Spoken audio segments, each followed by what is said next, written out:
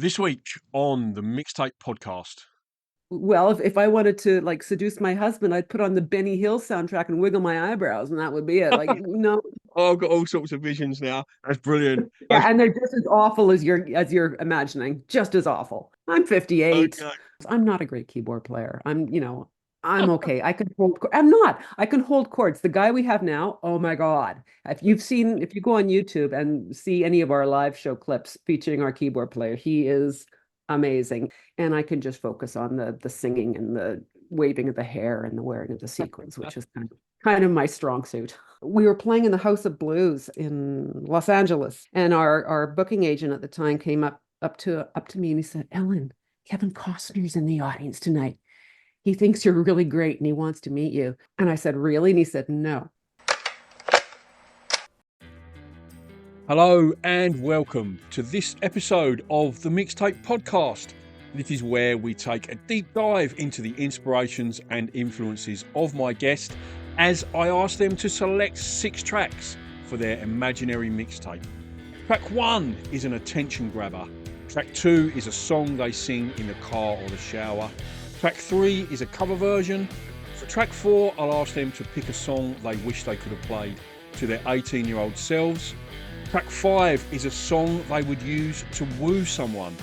Track 6 is a track that my guest feels doesn't get the attention or recognition that it deserves. If you'd like to support the creation of this podcast, it's patreon.com/mixtape podcast, or you can check out the link in the description below. You can join for free or subscribe for as little as $2 a month. There's lots of other Patreon-only content on there, including the opportunity to ask guests a question and to have a personalised mixtape playlist curated by yours truly. There's lots of other ways you can support me, a like or a follow on social media. Again, there's links in the description for that. Or if you are listening on Spotify, you can smash the follow icon or you can rate the podcast. All of these little things go a long way towards growing the platform, and I really, really appreciate it. Thanks so much for listening, and I hope you enjoy this episode. Hello and welcome to this mixtape. Today, joining me, it is Ellen Reid from the Crash Test Dummies. How are you, Ellen? I'm great. How are you? Very well, thank you. Thanks so much for making the time and coming on the show. Now, God Shuffled His Feet, 30th anniversary tour, coming to Australia for the first time since 1992. Why so long? Well, a lot of reasons. One, because I don't know if any other musician has told you this, but Australia's far. Australia's far. And I don't know why we didn't come for God Shuffled His Feet, because it was very successful in Australia. I Yeah. honestly don't know. Um, but then, after we weren't with a major record label anymore, it just becomes kind of financially impossible, especially a band at our level to make the trip to Australia. But the demand this time around was just ridiculous. So we didn't really have a choice. Talking about demand, I'll run through the tour dates really quickly. So March the 27th is an extra show you've added already. Rosemount Hotel in Perth. The March the 28th Rosemount show has already sold out. The March the 30th, the Gov in Adelaide. The 3rd of April, the Triffid in Brisbane. The 4th of April, Manning Bar in Sydney. And the 5th of April, the Northcote in Melbourne. Metropolistouring.com for tickets for those shows. And it sounds like you better be quick because they're going quite fast. I've seen, like, looking at your dates there, Ellen, you got like a little bit of space in between. Will you be getting out and about and doing some sightseeing and catching some tourism spots, or how do you like to go when you're on tour? If we have time, absolutely. I think they might have left a little bit of space just because airlines and also in case we need to add shows. We Okay. couldn't add a show after the sold out one because we need to fly to the next gig right away. But I think they just wanted to leave it open to the possibility of adding shows. But if we have time, when we were there in 1992, we didn't have a ton of time at the actual tour, but at the end of it, a few of us stayed behind. Brad and I and our manager at the time went up to Cairns. Oh, cool. And, that was sort of a trip of a lifetime. And Brad even wrote a song about it called Our Driver Gestures, and it's on the album A Worm's Life. Okay. Cool. Cool. I Yeah. think you'll see some changes Australia's changed quite a lot. Even I've been living here since 2010, and it's changed immeasurably here in Perth. Just infrastructure and foreshore and the cityscape and the buildings. It's just it's changed so much in that time. God Shuffled His Feet. I think it's one of those albums for me anyway that it really marks like a time in in my life. I think it's one of those albums. Obviously, it was a massive sort of worldwide hit, and it's sort of quite a memorable track. I lived in New Zealand in 1994. Coincidentally, that's when I started going bald, as you can see. I'm all the way there now. Singing in the shower is something that I really like to do. Someday I'll have a disappearing hairline. I used to sing that line from that track loud and proud in the shower. So I always, whenever I hear anything from that album, it always sort of reminds me of that year when I lived in New Zealand in 1994. So, what are some of your memories of like recording that album, Ellen, and when it sort of went massive? How did that affect you, as a band, and having that kind of worldwide hit like that? Well, we were all pretty gobsmacked, of course. When we recorded our first record, The Ghosts That Haunt Me, we did it in, I think, 10 days on a pretty much shoestring budget. And so when that album became, had a little bit of success in Canada and the States, the record company had a little bit more confidence in us and was willing to invest a little bit more money. So we really took our time with God Shuffled His Feet. I think the recording took 3 months. And the mixing, I can't remember how long the mixing took, but it took a while. And nothing on that album is by accident, Brad painstakingly went through samplers, just finding the perfect sound, tweaking sounds.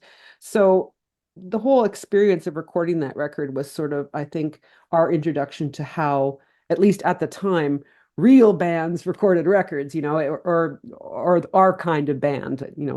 A punk band might look at our methods back then and just think that was garbage. But for us, it was a real treat to be able to sit back and have 20 tracks of vocals if we felt like it because we had the time.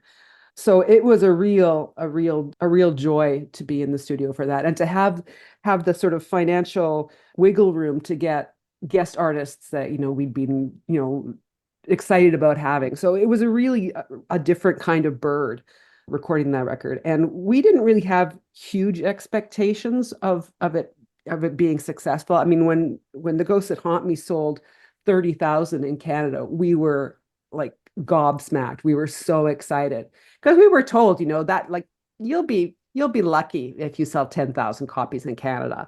And then when it went on to do even better, we just like, what the hell is going on?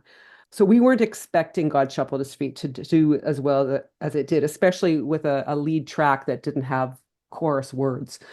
So when it did explode the way it did, we were we were not totally ready, but Brad did all the press at the time, and he really pulled up his socks and did a great job promoting the record, and we sort of had to get used to a pretty wild schedule. But yeah, Yeah. good memories there for sure.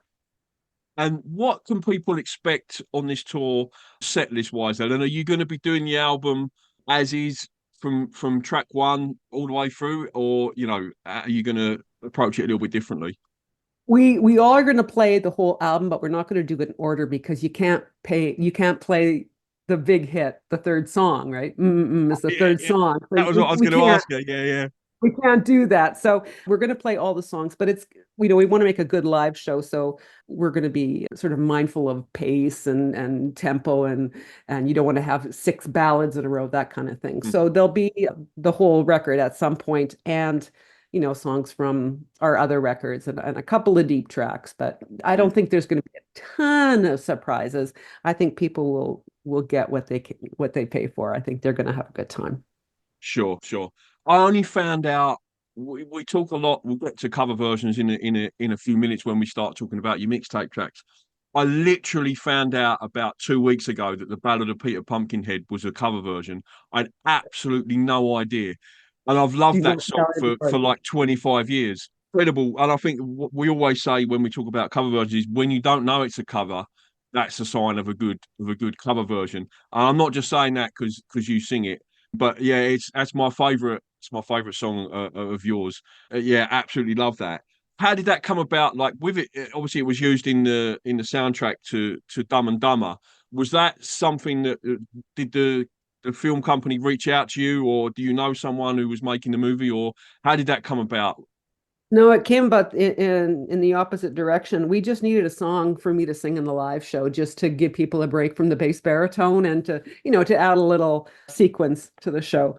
Yeah. And so Brad and Dan are huge XTC fans, and so they suggested that one. And so that was the song that I sang in the live show, and it we were playing in the House of Blues and in the States, in Los Angeles. And there were all these record company executives who came to hear us play that song because they wanted it. And here's a little story. So after the show, the record company executives and the music people were all there, and it was quite a heady time. And our booking agent at the time came up to me and he said, "Ellen, Kevin Costner's in the audience tonight. He thinks you're really great and he wants to meet you." And I said, "Really?" And he said, "No." Yeah. Uh, so That's really, Peter cruel. Pumpkinhead, yeah, cruel. It's okay. I'm not into Kevin Costner. So long story short, it was just basically in our set, and they just thought it was a good vibe for them. Mm. And I'm sure there were all sorts of, music company people back saying, "Oh, you should put this song in the movie." I don't know how that works, but I'm glad that they did it. Yeah, yeah, for sure, for sure. I'm going to ask a question now. What I do, Ellen, on my Patreon, once a month, I put it out there for the patrons to submit questions to guests. Sometimes they know who the guest is, sometimes they don't. So this question comes from Spencer. He's in Anaheim. And he asked, and it ties in quite well actually. You joined the band initially as a keyboard player, but how did you singing come about? Was it purely just to break up the baritone?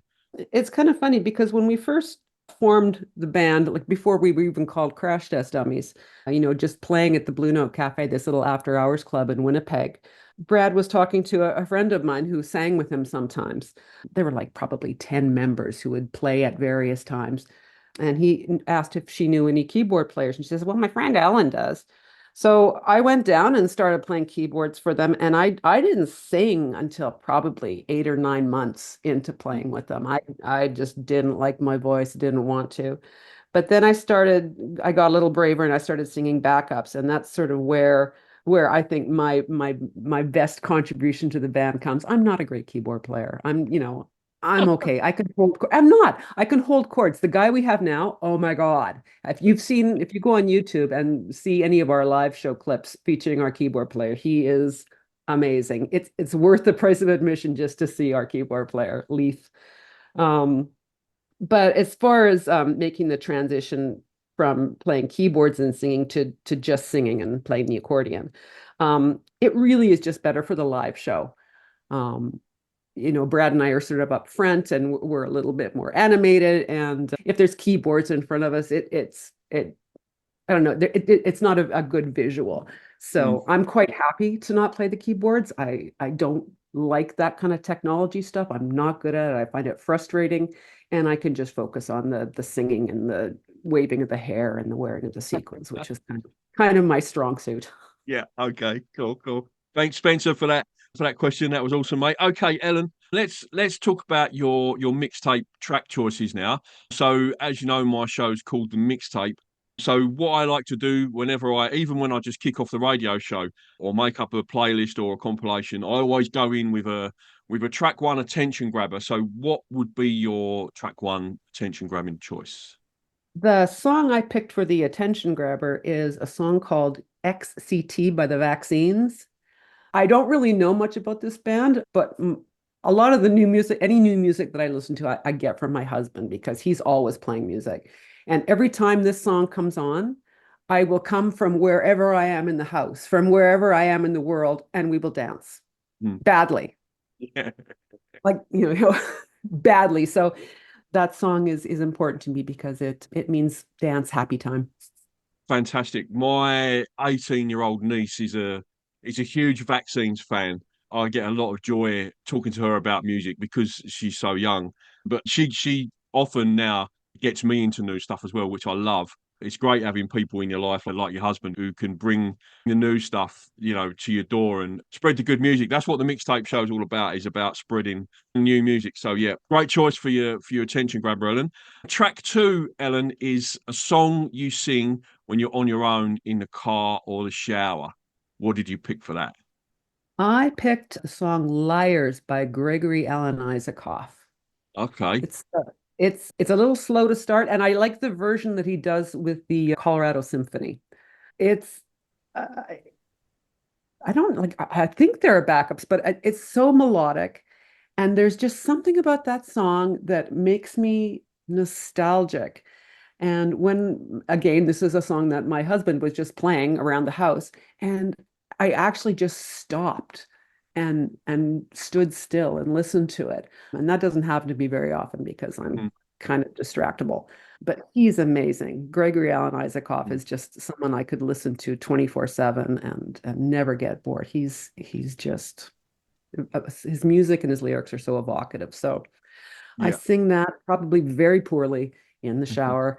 I don't have a car, so I don't Yeah. drive. Okay. Yeah. He's touring with Ray LaMontagne, I think, at the moment. Gregory Alan Isakov. They're doing like a co-headline sort of tour across America and Canada. It's one of those sort of FOMO moments of living in Australia where you just think, oh God, that would be an amazing show. Gregory Alan Isakov was in Perth last year, I think, the back end of last year.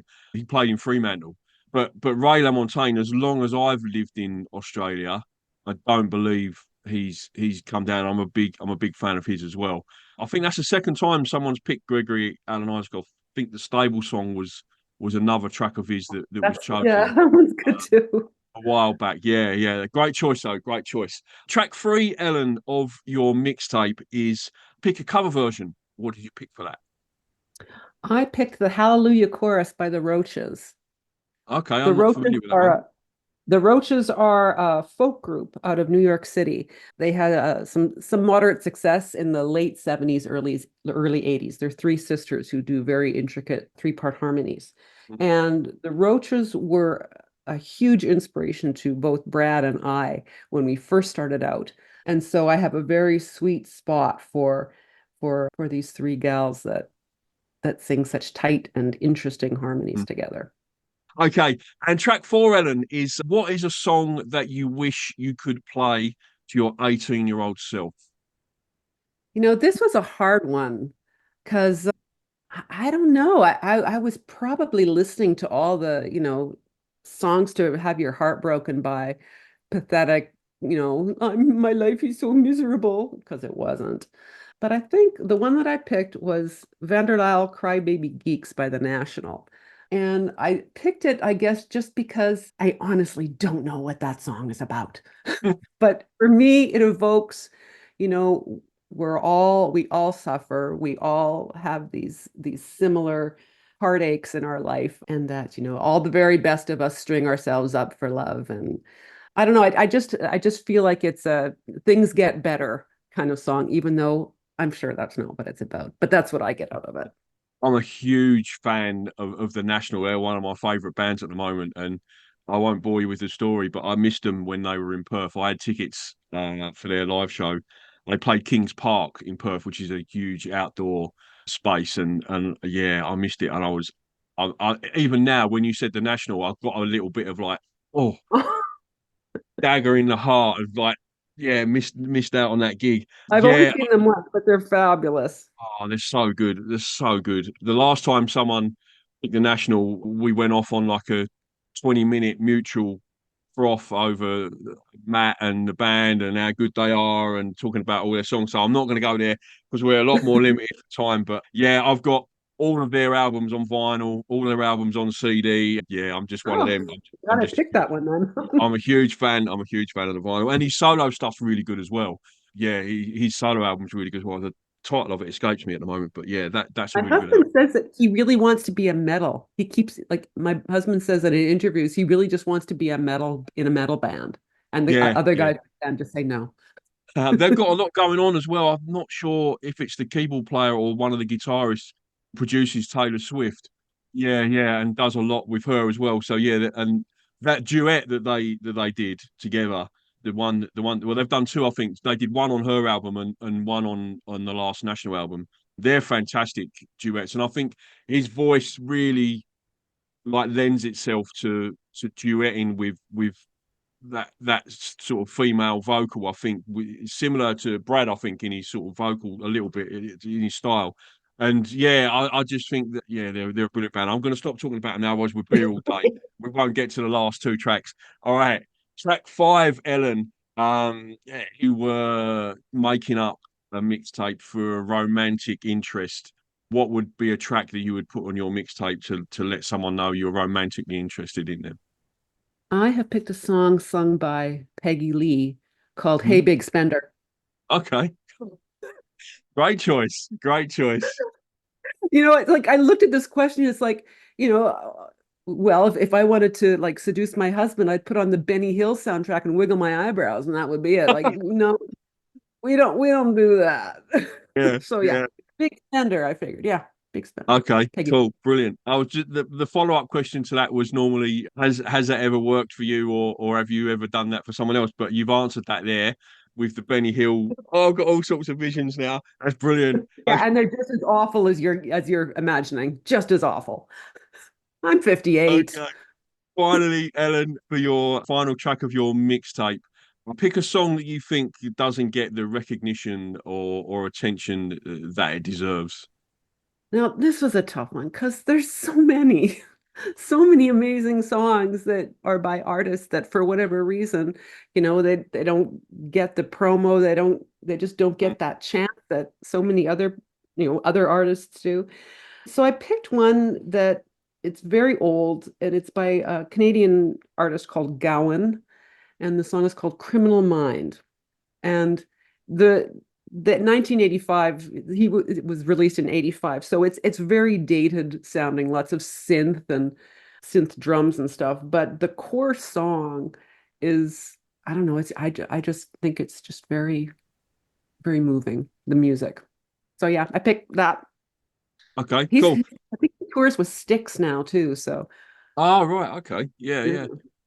What I do, Ellen, on the radio show, obviously, I'll be dropping the tracks in between the chat. If you're listening to this on the podcast, then there will be a link in the description to a Spotify playlist for Ellen's mixtape track choices, so you can drop in and out and listen to the tracks as we go through. Ellen, just to round out the chat, future plans for the band. What have you got happening, if anything at all, after the Australian tour?